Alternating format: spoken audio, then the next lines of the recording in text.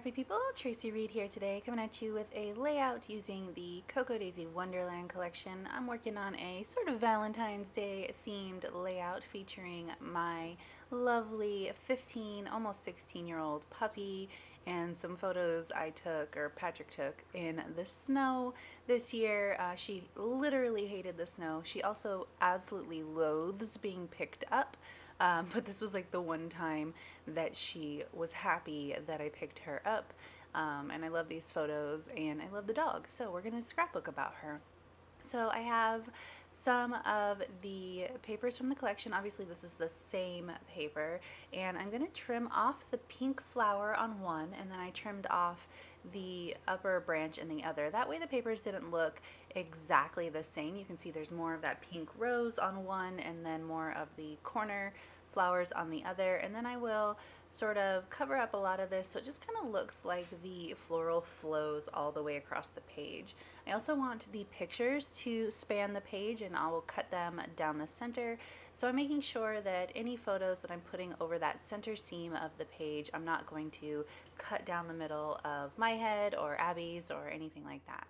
So now I've got them placed down. I'm going to cut right down the center of the page so that I already know where everything is going to go. I don't always cut down the center of the page first, but for this page specifically I wanted to, because I'm going to create a heart out of all of the embellishments, these stickers and die cuts, as well as some enamel hearts. So I needed to know where the page ended in the center so that I didn't put anything over the top of it.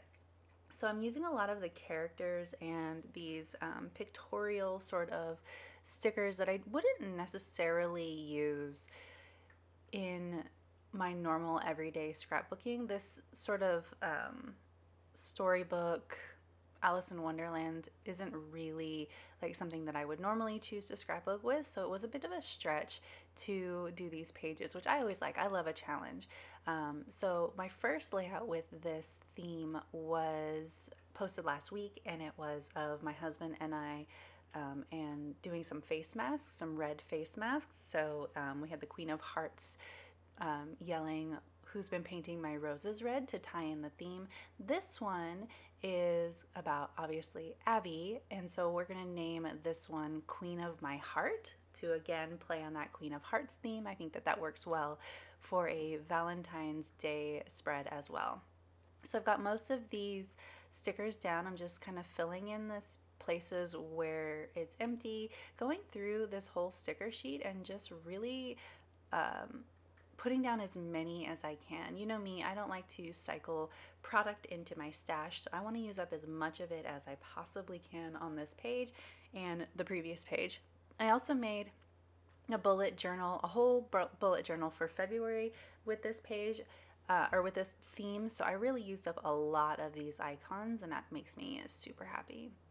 Okay, so I need to rearrange a little bit, but I didn't know if I wanted these two roses down together at the bottom, because also the other kind of flower is up at the top together, but I really think that it flowed better like that anyway, so I decided to leave the floral stickers where they were and then just finish off a couple of more places in this heart. I just really need to finalize that top right corner, but I have like I'm at to the place where I have a bunch of like little hearts, so I'm just kind of splattering them everywhere and filling it in.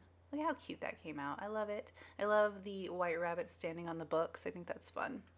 All right, I'm just auditioning a few more things, but all of those stickers are the vellum stickers from the stationery collection, so I know that they're going to be see-through, and I didn't think that that would work out very well on that super busy paper, so I decided not to use any of those, which is good because I end up using a lot of them in the actual bujo, so that works out. Okay, I think I've got it. We've got a heart going on, so now I need to add in my title, and I'm going to use this big black puffy alphabet from the collection. It came in both memory keeping collections. So I'm going to put Queen and Heart, and then I'm going to use the red alphabet that came, I believe, in the memory keeping sticker collection, and I'm going to do of my in that alphabet. Move the Queen down, and now it spans both pages really nicely. I'm trying to like figure out if I want to completely close the the heart down there at the bottom, but I think that it linking between the two pieces of the heart with my like shoulder, the way that it flows works well and I don't have to close it. I want to add in a couple of places for journaling bits, and then I want to add in love this. It actually ends up making the title read Love This Queen of My Heart, which is cute too. I have a bunch of these adorable little heart enamel dots, so I'm going to put some of these in for texture because this layout is pretty flat at this point. Just using all of the colors, including the white, because the background itself is not white based, so they stand out pretty well. Da, da, da, da.